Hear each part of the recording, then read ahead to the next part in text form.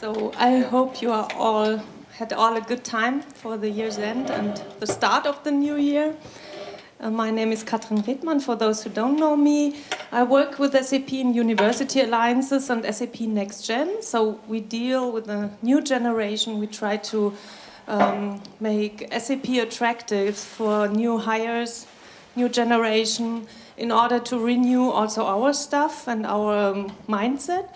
And one format I created personally with some colleagues, but it was really an after-work party, after-work offering, is this format that you see today and live today. I hope you have a good experience. We are very open here, so it has nothing especially to do with SAP. It's an open platform to show innovation, examples, experiences that happen in the world. And we try to share this experience in order to, if you have an innovation idea yourself, can build on or can feedback, can ask questions, and perhaps it gives you new ideas for your own living or working. So we have different offers. Some are more personally that help you in person, or if you are in a leadership role for your team. And on the other hand, we have concrete examples how you can help to better the world. And everything is linked to the United Nations SDGs, so Sustainable Development Goals. And as my boss said today in our kickoff call, we only have 10 years left. That's the only thing we have to consider. It's 10 years. That's nothing. In order to reach like 1.5 goal or whatever you want in your personal area or work area contribute to. So everybody is free to choose. It's a marketing campaign, I know that. But underneath the 17 goals, you have 162 goals that go deeper and deeper. So it's only the face of the iceberg you see here, and the rest is really deep in the bottom. And everybody can contribute and create the area you want to be sustainable personally or in your company. You can individually create that. So it's not a prescription, it's a suggestion, and I think that's very important. And it gives you the freedom to contribute how you would like. And my personal goal with this meetup is also to build sub-communities. So each goal, like goal number 3 or 4, are very often taken by my students. I'm teaching also, and I take always for design thinking these challenges.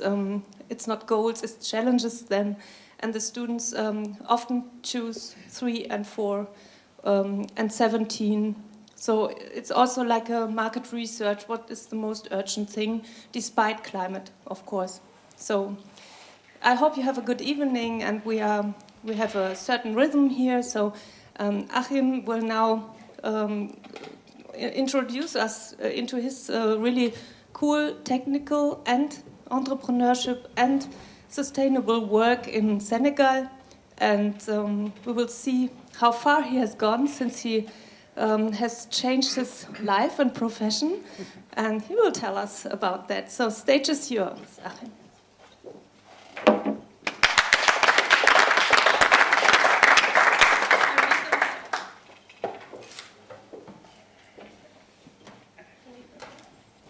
Yes, he does, please. No, he doesn't. You have no It's gonna sound. work like that without the mic. Yeah, but we need the mic for Yes, for please. technology reasons. Yes. I was hoping to get away without tech today. So my name is Achim Becker, as Katherine already introduced, and I'm here now the second time. The first time I was a guest in September-ish, which I found pretty cool at the time. And when we talked, and Katherine invited me to also present here, I obviously, as you can see, agreed to do so because I like the format a lot, and I think that that's a good one to proceed with. I'm going to talk to you about what I called aventurine waste, and you'll hear more about that. The title already suggests a bit what it's all about. It's about waste, and it's plastic waste at the end.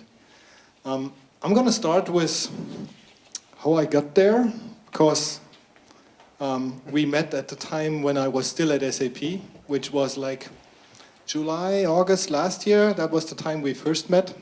So I left SAP end of August last year after almost 27 years. And I decided I want to do something different. I had already some ideas, and just a quick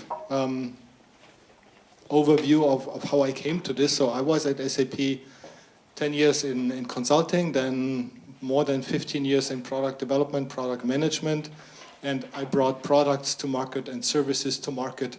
And that's at the end, what helps me right now to do what I'm doing right now. And the trigger for me to do something very different was actually that, I mean, if you work for a company like SAP, you're doing really well. Your family is doing well. We are here in Germany absolutely doing well. And we are supporting now for almost 30 years, somewhere in the world, always a godchild through the NGO Plan International. And it just happens to be the Senegal right now. And it was like early last year when there was one of the irregular letters of that godchild, of the Ava is our little godchild, a girl of 8 years. She lives in the Senegal. And that was the point that triggered me after it was for 10 years this, I think I need to give something back. Don't I need to give something back? That was the point when Ava wrote once more a letter that I said, well, and why not in the Senegal? So I started reading about that country, and I started to dig deeper. And the thing that was really amazing was that the Senegal, think Africa, the western part, that peak that points out there, the most western part of Africa, that's the Senegal. And it is one of the most stable and democratic countries in Africa. The people, the ethnics, Muslim, Christians, they all live perfectly together, so that was a perfect base to say, well, yes, true, why not the Senegal? And then I read more, talked to people, and learned that you get the standard ideas like finding water, growing trees, but at the end I knew from product management experience, you have to go and see your customers. You have theoretical ideas, but whether those problems really exist, where your solutions fit to, is a different question. So I went to see the Senegal. I was there early last year, February, March, for almost 4 weeks. And yes, everything was true, but what was really hitting me was the plastic waste. All over the place. Imagine what you saw in the TV or wherever, it's sadly all true. And if you experience that on your own, that was the tipping point for me. And then at the end I left SAP and went to do with Aventurine Waste something very different than the last 25 years. We're going to create a value chain for plastic waste. At the end, people might be as good as they want, but being very altruistic is a theoretical theme that, yes, sometimes works, but at the end, people are motivated if they can earn a living with it, if they can earn money with that. And that works if you create a value chain. And if you create a value chain for plastic waste, then you can master the problem. And this is what we are up for. One word around the, no, I'm not going to be there in order to be rich at the end. It's on purpose a social business. And the social business, as you might know the term, was defined by Muhammad Yunus, a Nobel Peace Prize laureate from 2006. It is meant to solve a social problem, in that case the plastic waste. And it's going to be sustainable from all perspectives. From an ecological standpoint, from a social standpoint, people earn a living, and from a financial standpoint. It's not about throwing money after it year after year. It's about setting something up that can carry itself. It can finance itself. It must be financially sustainable as well. Only then it is a social business. And that's what we are up for. So thinking about the problem first. The Senegal had in 2018 190,000 tons of plastic waste, new plastic waste, on top of what was already there. And it's growing. over and over again, like in almost every country. 190 tons. I was about to ask myself, well, how much is 190 tons? And I was sort of calculating it. And if you take the road from the highway from Frankfurt to almost Munich and line up little trucks, like 7.5-ton trucks, without any distance between them, that's about what it takes for 190,000 tons of plastic waste. Frankfurt to Munich. All full of trucks of plastic waste. And that was sort of the visual. When I was there in February last year, I could see it all over the place, and this is sort of translating it into, okay, that is how much it is. And Germany, by the way, has, I think, this 20-fold that number. And that's what it looks like there. That's a picture that I took when I was down there. And that's sort of the incarnation of all perspectives of the problem. So that was when I was walking from, I met a few people there, and I was also visiting a friend who is creating a bio farm there, an organic farm there. I was walking from my room to that organic farm basically every day along that place, through a field of waste.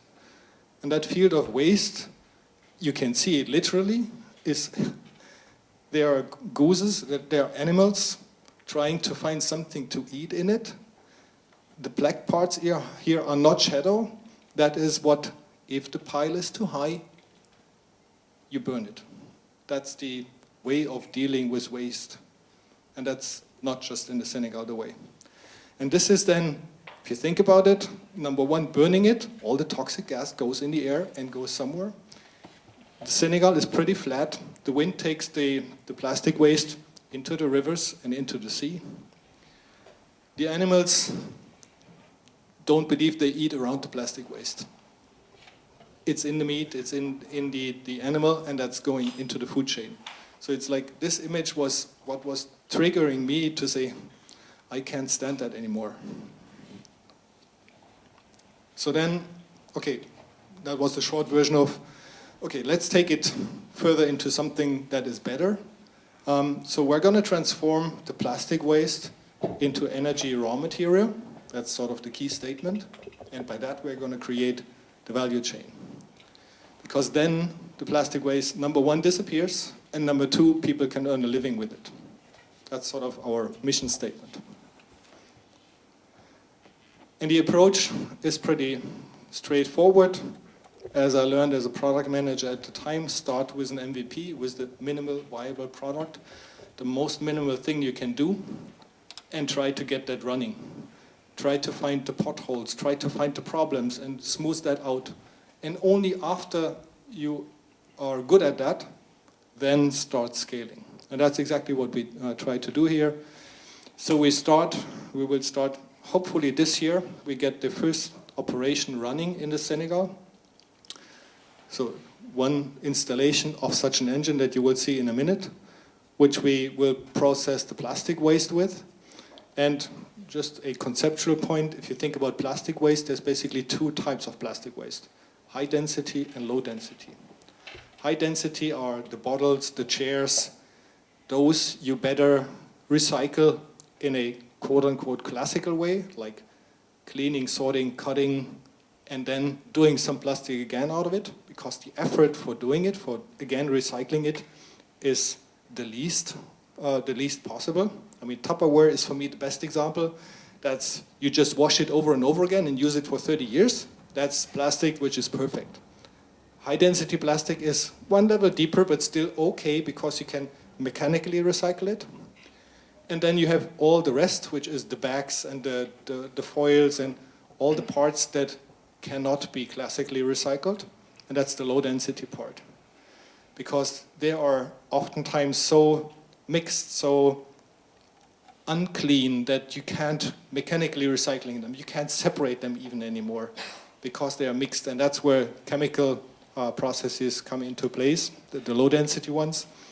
And the installation that we're going to set up is going to process 1 ton of plastic waste every day and transform it into crude oil, basically oil. And by that, we're going to create something that can be sold, that has a value again. And as it says here, we're going to take about 1 liter of raw oil, crude oil, out of 1 kilogram. It's not exactly true, but just to remember, 1 to 1. It's actually 1 to 0.85, but it doesn't really matter at that point. And by that, we can then sell the product. We can pay the plastic waste pickers. We can pay the people that work there. And by that, at the end, hopefully be financially sustainable, because that is our goal. I'm right now also doing quite some business scenario planning, like what is the price you can get, what is the cost, what is the operation, so that at the end it's really financially sustainable. And then at the end, the objective is that it pays itself, also in a way that such an installation has sort of a lifetime, and after that lifetime you need to be able to replace it. And also that needs to be able to be financed. So really looking in the long run that it can carry itself. And in parallel, so this part is basically, we provide an alternative. And then in parallel, we do also environmental education projects for the kids, for the youth, to say, okay, now see, there is an alternative. Think about it. I have seen so many examples where you just saw that it's just not in the mind. What they learn from their parents, that's just different. And so you need to provide an alternative, and you need to show the alternative to the people. And this is basically the technology part. So no, I'm not the technology provider.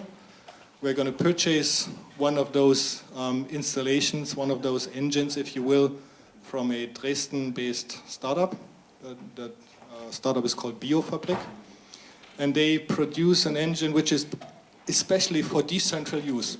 So think about it, the process is called pyrolyse. So on that end here, you have a hole where you put the plastic waste in, where you basically cut it in small pieces. Then it goes into a storage that can carry about 2 to 3 hours of processing quantity. And then it's going to be, process-wise, it's heated under exclusion of oxygen so that it doesn't burn. But this heating up to 500 or so degrees, that basically breaks the chains again apart so that it comes back to crude oil, raw oil. And at the other end, you basically, it drips out into a tank so that you can collect it. And that's the 1 ton plastic waste going in, 800 and something liters coming out, sort of, per day. How do you collect that? Is this a complete supply chain? That's one of the challenges, that we are basically trying to connect all the different pieces, because number one, you have already classical plastic collectors and plastic recyclers, the high density, which is a good one, because that is just the best way. If you think about, I think I even have that right here. Yeah, exactly. If you think about the recycling pyramid, as I said, the best way is the Tupperware, which you just wash and go. The next one is the classical recycling, and then you have the others like the pyrolysis. And what we try to do is partner with a classic recycler, because they can already today take on, I don't know, 20 types of plastic waste, and we just extend that range. I on purpose don't want to compete with them. I could also take the high density, but I don't want. Because for high density, there is a solution. I want to take on the part that there isn't a solution yet. And by that, if I partner, to your question, if I partner with such a plastic recycler, those guys have already a community that does the collection. They already have a community that also takes their resulting product. Okay, I need a different customer because I rather go into a sort of a refinery as a customer. But at the end, I try to synergize the supply chain part. As much as I can, and not compete, but rather together solve the problem. And this is basically the outline of our plan. We started basically in October. We have, here in Germany, we have created a Friends Association, Förderverein, to be able to also collect money. Then I was 4 weeks ago again in the Senegal to talk with partners, talk with customers, talk with the Total company, for instance, in order to get that part going. And our plan is around the early Q2, have the financing solid, so that towards the second half of the year, we can get the thing operational. Questions?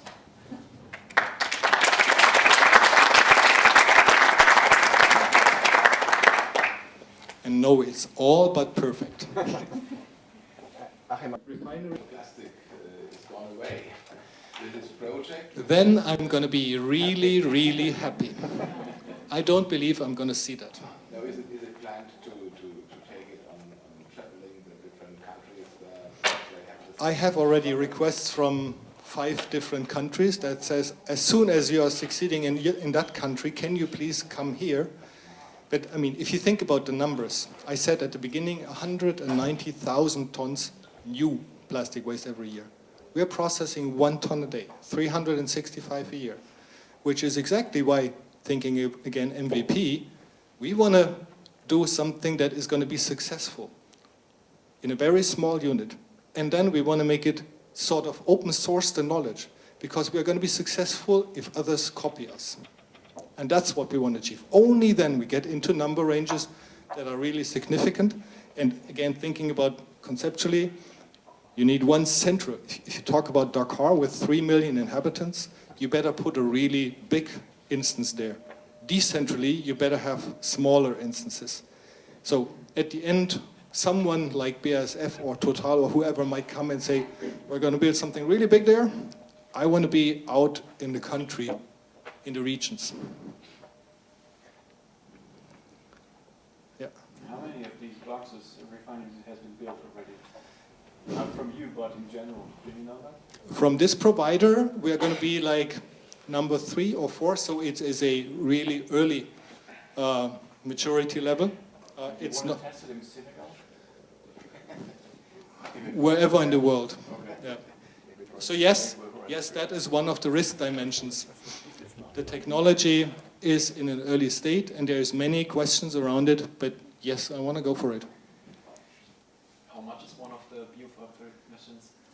It depends on the sizing. You can calculate about 200K or so for such an installation right now, because it's in the early ones. They're going to be cheaper over time as soon as they can write off their R&D cost. And then it's going to go down, which is also essential for scaling at the end, because not everybody in the Senegal or Ghana or Gambia or Morocco can afford like a €250,000 so easily. That's also a hurdle for scaling, which we need to overcome. Wouldn't it be equally important to actually make sure that the amount of waste that is produced every year would go down, instead of just producing waste and trying to burn it or produce it? 110% right, because that is like if you have a bath tube and the water is running and you try to wash the water away. That's just not going to work. You need to attack it from all different perspectives, and this is where this recycle pyramid is important to me, because you need to size it down so that unnecessary plastic waste isn't produced at all. Number 2, you need to make the plastic that is produced as recyclable as possible, meaning don't mix that much, because that's going to create a problem. Make it as much sortable as you can, so that, like Tomra, for instance, is a company that makes high automated sorting for plastic waste. If the producers of the plastic already market in a way that the reader at the end can automatically just read it and know instead of guessing, that's a good one. And at the end, down here, that is the very difficult part. If it comes to landfills where you just put it, that must be really expensive. So politics is also a dimension. And you need to start pulling on all levers for that.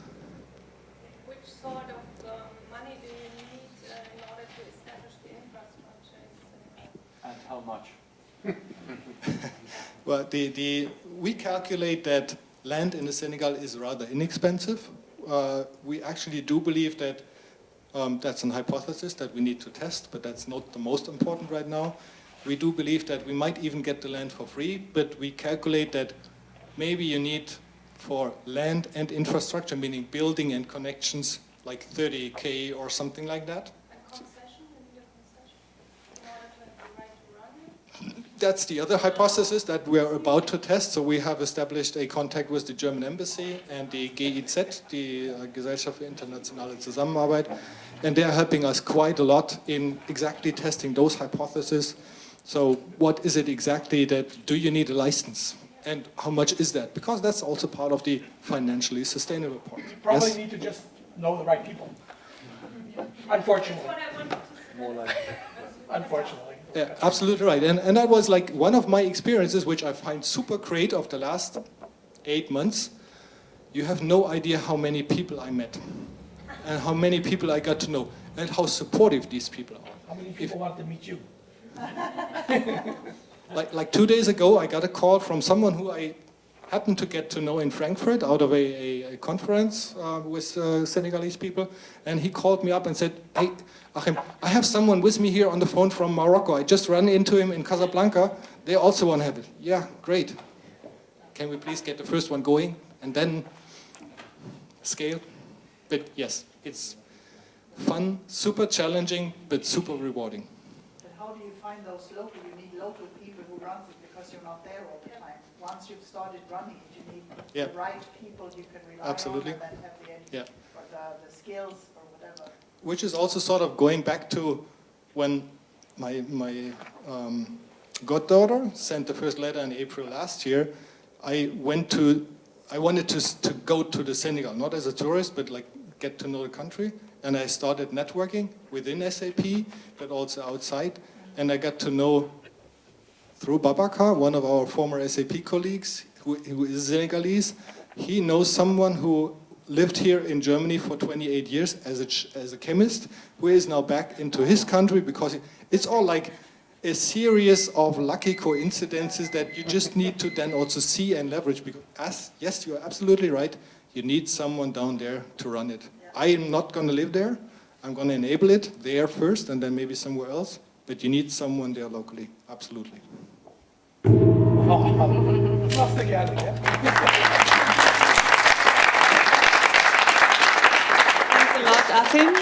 And I wish you very good luck and that it really runs in your time schedule that you put yourself.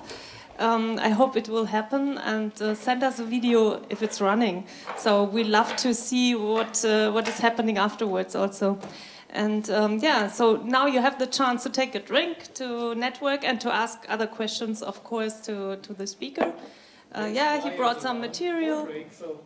Yes, so 12 minutes break, and then we will see what the next speaker brought us.